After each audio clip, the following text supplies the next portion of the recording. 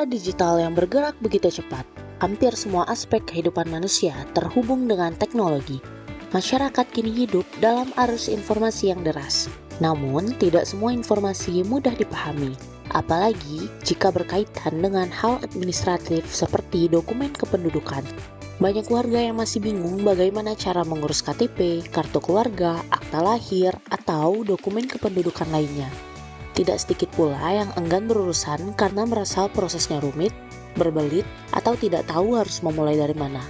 Kondisi ini menjadi tantangan utama bagi Dinas Kependudukan dan Pencatatan Sipil Kota Jambi dalam menjalankan amanat pelayanan publik yang prima dan inklusif.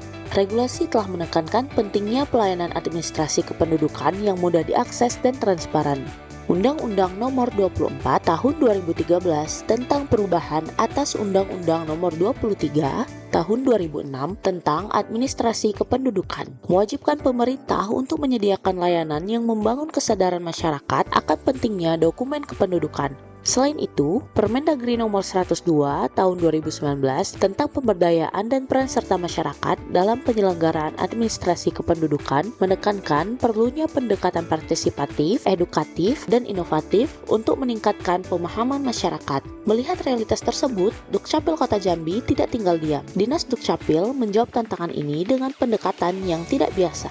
Melalui inovasi digital yang mendekatkan, maka lahirlah podcast Dakdikduk.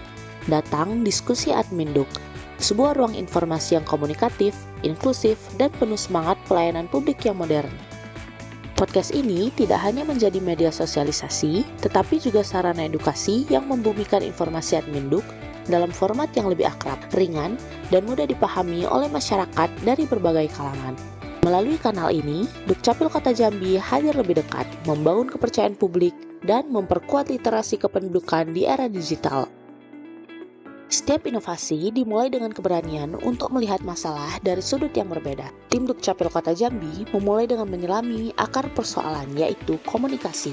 Berangkat dari hasil evaluasi layanan, mereka menemukan pola keluhan yang mirip, yaitu kesalahpahaman prosedur, kurangnya sosialisasi, dan minimnya edukasi digital. Di sisi lain, gaya hidup masyarakat telah berubah. Mereka lebih dekat dengan smartphone daripada papan pengumuman. Mereka memilih mendengar daripada membaca brosur panjang. Melalui diskusi internal, survei singkat, dan pemantauan media sosial, muncullah gagasan untuk menggunakan format podcast, sebuah medium yang bisa menjangkau semua kalangan dari generasi milenial hingga orang tua di rumah tanpa memerlukan layar atau ruang formal. Penjaringan ide ini bukan sekedar teknis, tapi melibatkan dialog antar divisi, keterlibatan stakeholder, serta riset tren konten digital. Semua demi menemukan cara baru agar layanan publik bisa didengar dan dipahami dengan mudah. Dari berbagai opsi, podcast menjadi pilihan utama karena kemampuannya menjangkau luas dan mendalam. Dalam satu episode, bisa tersampaikan edukasi, dialog, bahkan curhat warga tentang pengalaman mereka mengurus dokumen. Dengan gaya informal tapi tetap terstruktur, Dakdikduk hadir sebagai wajah baru komunikasi layanan publik. Nama Dakdikduk dipilih dengan cermat dan unik, mudah diingat dan menggambarkan semangat keterbukaan. Datang Diskusi Adminduk, bukan hanya slogan, tapi ajakan untuk terlibat, memahami, dan berkontribusi. Format ini juga fleksibel, bisa dikemas dalam bentuk obrolan ringan, sesi tanya jawab, bahkan testimoni warga. Inilah strategi komunikasi yang adaptif di tengah zaman yang serba dinamis. Sejak diluncurkan, podcast Dakdikduk menuai antusiasme luar biasa dari masyarakat. Episode demi episode membawa dampak nyata, bukan hanya dalam angka statistik, tapi dalam perubahan pola pikir. Masyarakat kini lebih paham bahwa administrasi kependudukan bukan beban, melainkan kebutuhan. Kesalahan pengajuan dokumen pun mulai berkurang. Kantor Dukcapil mendapat masukan yang konstruktif langsung dari pendengar. Lebih dari itu, Dakdikduk menjadi sarana literasi digital yang menyenangkan. Anak muda ikut mendengarkan, bahkan membagikan episode ke media sosial mereka. Warga merasa suara mereka didengar. Mereka tak lagi segan bertanya, karena tahu bahwa podcast ini membahas topik yang memang mereka alami. Dan inilah inti dari inovasi publik, membangun kepercayaan, menyederhanakan komunikasi, dan menciptakan dampak jangka panjang.